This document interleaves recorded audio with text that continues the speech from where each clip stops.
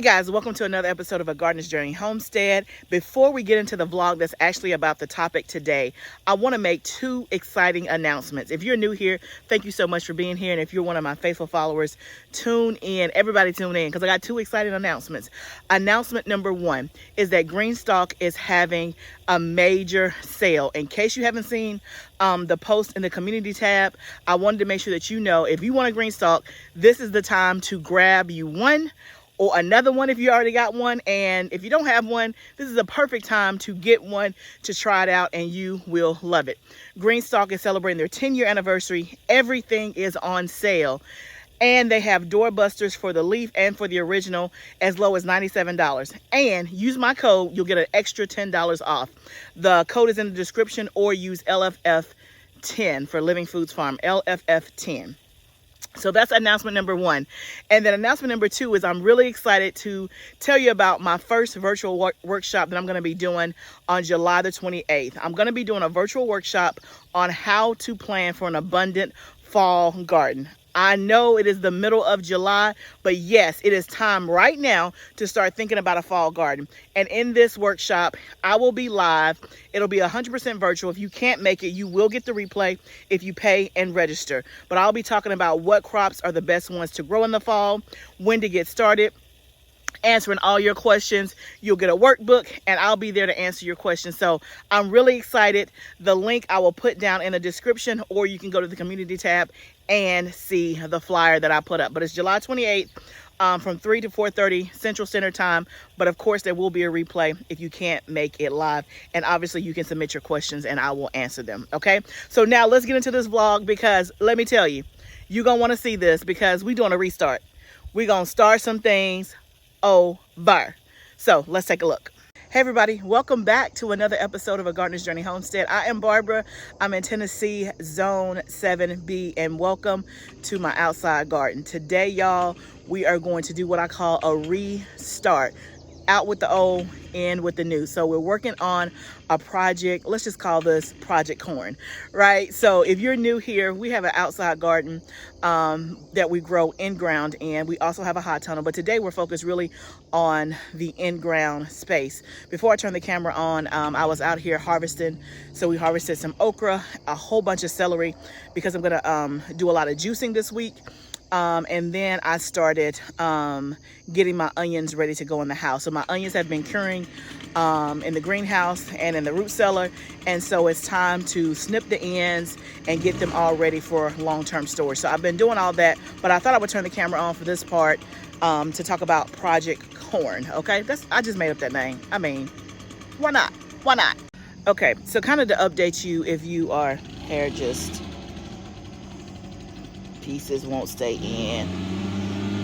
I had it down and I had to pull it up because it was hot.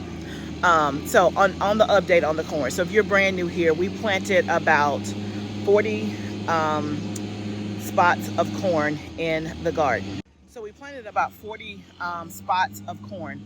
And I talked about how in an earlier video, I found out something after I planted the corn that I did not know. And that was, you really should try to plant the same variety of corn, or if you're going to plant more than one type of variety, you should space it out and do succession planting and have at least 2 weeks apart. If you don't do that and you're planting different varieties, it will cross-pollinate and you may end up with an undesirable crop. So I talked about that in a previous video. And so what I talked about was that I was going to and I did in that video, I harvested the corn. The corn actually ended up tasting good on the first harvest. Now I've had some ears since then that I have harvested. Those have not been good in terms of they've been tough.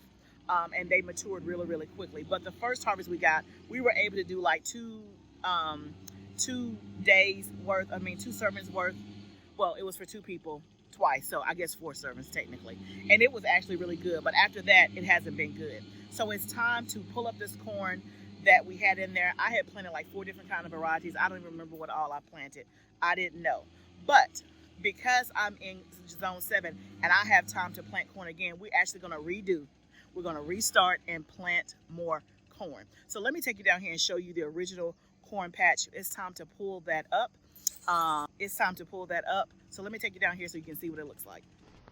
Okay, here's the original corn patch. We had 2 rows of 20. You can see that here. You can see that most of the corn we've harvested.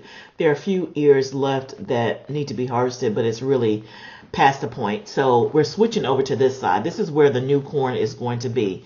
This is where we had our onions last year. You see my son right now. What he's doing is he's blowing this out. We're going to put landscape fabric over the holes we're not using and then keep some holes open to plant the new corn. So they're getting this space ready to plant. Okay, so now it's a few days later because of course life's right, and I've been doing some other stuff, and today in particular I have been in the kitchen all day long just trying to, it's Operation Clean Up My Counters. Y'all gonna hear me say that all summer long because when I'm not in the garden, I'm in there in the kitchen trying to preserve, freeze, cook, just keep up with the abundant harvest, and I'm excited about the harvest. But back to what we're doing today is we're going to plant our corn. So the boys laid out the landscape fabric. I'm going to turn the camera around and show you that I'm going to show you what is left. And then my sweet husband has already drilled my holes for me and like broke up the ground. And so what you and I are going to do is we're going to amend each of the holes. I have a mixture of worm castings, blood meal, and some potting soil just to put in the hole, just to kind of get us started. Corn is a very heavy nitrogen feeder, so that's why I'm using blood meal, because it is high in nitrogen. So we're going to start off with that, and then obviously as the plants grow we will continue to add nitrogen fertilizer and all of that good stuff. So let me turn the camera around and show you what it's looking like, and we're ready to plant. Okay, so you can see there the back part is already repapered. So the grass that you see there is just where he's weeded it. That's loose grass. That's not grass growing up through the paper. But that paper is laid down, and then you can see all the holes already here. Now, I went a little bit further back than what I originally thought. And we're going to do every hole, which is more corn than I thought I was going to do. But you know how it is. It always gets bigger, bigger, and bigger. So we're going to do all the way across. I had talked about whether just doing 2 rows. We're going to do all the way across, and we have decided to just water this manually. Now, I pray that the good Lord sends some rain so that I don't have to do it every day. And of course, rainwater is much better. But I think for this section right here, we'll be able to bring in the hose pipe and just water it manually. So what you're going to see me doing now is I'm just going to fill each hole with the amendment, and then we're going to drop the corn in there. Let me show you the kind of corn that we're going to do today. So this is the variety that I've never done before, but I bought some from a local farmer's market. I like the way it looked. Now, should you grow corn based on the way it looked? No, you shouldn't. But if you me, you do. Now, not that corn is pretty or not pretty, but I just like the way it looked. And we just had it for dinner, and it tasted good too. It's called Peaches and Cream. And it's a very popular variety. I've just never grown it before. So I got this from Haas Tools. And so that's the variety that we're planting. That variety and nothing else. So we are going to see how it performs. And literally, y'all, we're going into the 2nd week of July, and we're putting corn in. So I'm in zone 7. There's probably like 90 something days until my estimated last frost date. This variety is 75 days to maturity. So we got about 15 days of spare. But you know, as the temperature starts to decrease, like around September, then of course you need more daylight hours. But we are right at the deadline, almost, give or take 2 weeks. So we're gonna get in the ground, and we're gonna see if we can get us another round of corn this summer. I've never done a second succession of corn, so I'm excited to try it. So let's get to it.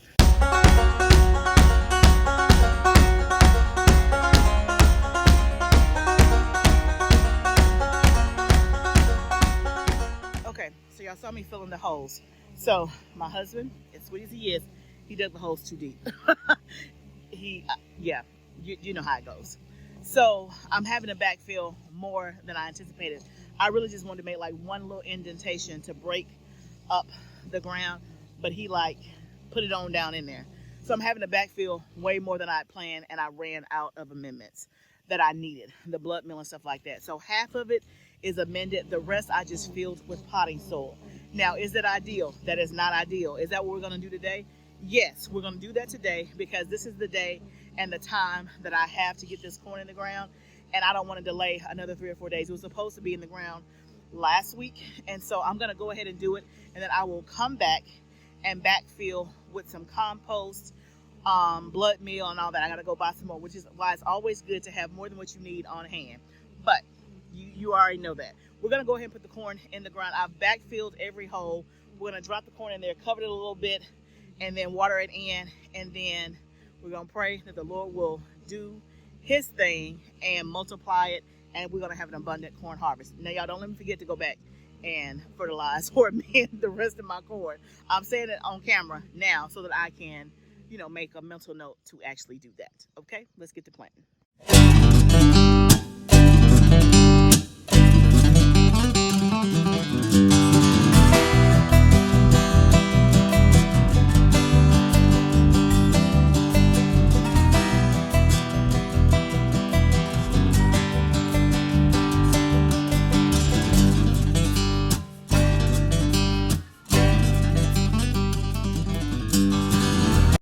Okay, I got all the corn in.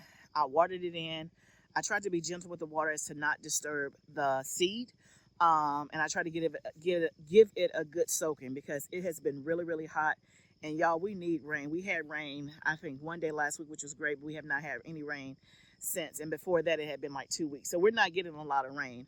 But y'all know the rainwater is like, the plants love it. But anyway, I'm going to try to water it both morning and night, at least until it germinates. And I realized I have not direct sown corn. And I think since the first time I did it, which is like 3 years ago, since then I've always started the seed and transplanted. And I've had corn. You guys saw the harvest that I had, even though, I had different varieties, I still had a harvest. And I think I prefer it that way. We're going to see how this goes. I'm a little nervous just because the hole is so deep. I had to backfill. I don't have all the amendments in. And I just feel like it's just vulnerable, for lack of a better term, especially out here in the town. I'm like, is a bird gonna come and eat the corn? Is something gonna get, up under the fence, like rabbit or something like that? I'm a little nervous. I'm not 100% confident as if I was putting just a transplant in the ground that was already started. But this is part of gardening. Sometimes you feel like you're taking a risk. Sometimes you're just like crossing your fingers and praying and seeing what's going to happen. That is part of it. And I have to tell myself is that, okay, if it doesn't germinate, you probably have one more week you can plant again and see if you can make it before the last frost. And or remember, this is an experiment. I was not planning on doing corn right here, and I was not planning on doing a second succession of corn. So it's not like I had it in my plan. Even though I love corn, I would love to have my freezer full of it. It was not in my plan for this year. I hadn't even thought about it. So I'm telling myself that as to not get too overwhelmed with the thought of, okay, what if it doesn't work? If it doesn't work, it doesn't work, right? And when I say it doesn't work, maybe it won't germinate just because, hey, it's not amended properly, the hole is too deep, a bird may come in and eat the seed because it's not transplanted. That's okay. You can still learn from those lessons. I can still learn from those lessons. And remember, when you're taking a risk in your garden, for me, I do take risk in my garden, but I try to do it in a way that doesn't impact my original goal, which is to have food for my family, right? So for example, when I'm doing like a new variety of anything, like a new variety of a tomato or something that I'm really relying on, I'm not going to plant my whole garden with that new variety of tomato. I may dedicate a section, right, and still plant something tried and true. So if that new one doesn't work out, I'm not stuck, right? So that is how I approach risk in the garden. And again, I say that to encourage you and to be vulnerable. Take risk in your garden. It's your garden, girl. It's your garden, man. It's your garden, right? And what could possibly go wrong? The worst thing that can happen is that a seed doesn't germinate, pests eat it, you don't have the crop. At the end of the day, you don't yield the crop that you want. That is the worst case end result, right? You don't yield the crop that you wanted. Now, think about, well, if I don't yield the crop, what will I do in return? Well, you can always go to the grocery store. We're doing that now, right? So don't be afraid to take risk in your garden. Be intentional about it. Be calculated about it. But, throw some caution to the wind. It's your garden. So anyway, thank you guys for joining me. I think what I'm going to do now is I'm going to do my first harvest of the purple hull peas. Y'all want to see that? Y'all want? Okay. Okay. I'm going to take y'all with me. Okay, let me go grab a basket and let's see if we can get this done before the sun goes down.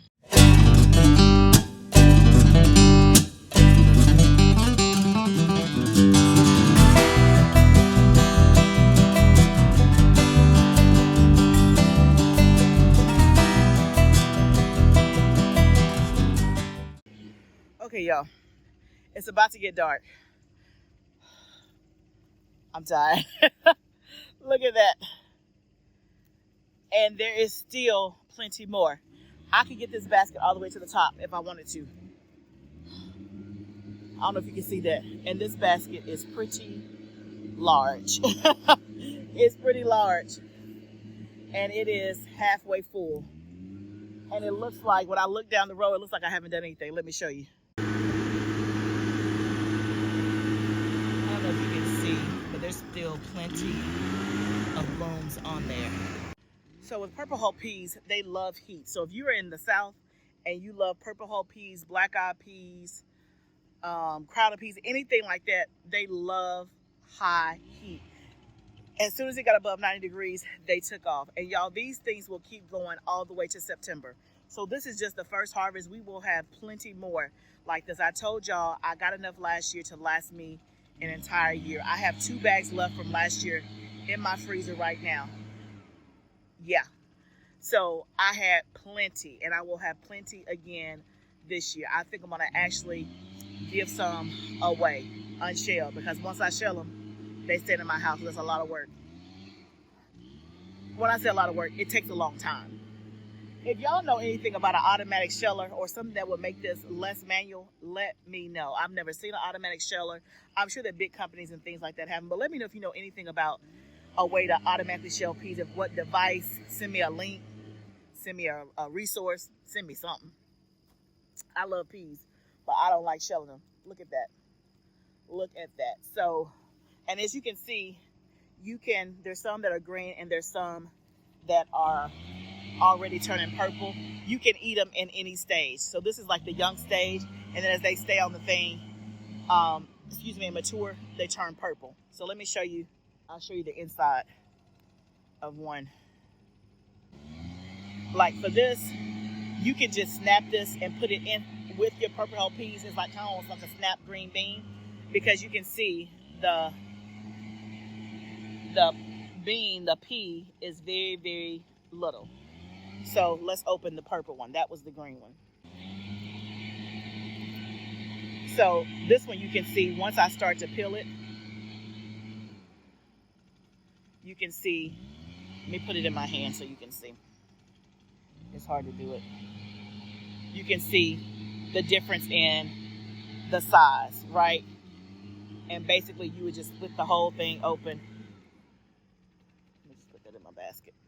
You would just split the whole thing open. Like, it's not hard. It just takes a long time. And the amount of peas you get, you know what I'm saying? So that's what it looks like. Just like that. So I prefer to get them more purple, but when they're green and they don't snap open and you can't get to the pod like that, then I just snap them almost like a green bean, and I mix it in with my purple hull peas and cook them. But you can eat them either way, but that's what it looks like on the inside. That's why they call it purple hull peas. It has a purple hull. So that's what it looks like. Okay, guys. So thank you so much for joining me today as we redid our corn. We're doing a little experiment. Thanks to you guys for giving me, you didn't necessarily give me this direct suggestion, but you told me about my corn not being planted close enough. So I appreciate you. So we're going to try this little experiment and see what happens. And then thank you for sticking around to help me harvest the peas. Don't forget the announcements. Don't forget to go to GREENSTALK, use my code, and grab your GREENSTALK. They got 2 brand new colors, blueberry and luscious green. That blueberry is calling my calling my name. It's calling my name. It's calling my name. We'll see if I get it. Of course, I'll show you. But thank you guys. If you have not subscribed to my channel, please subscribe. I would love for you to be a member of this community. Remember, gardening is a journey. Let's grow together. I'll see you next time, friend.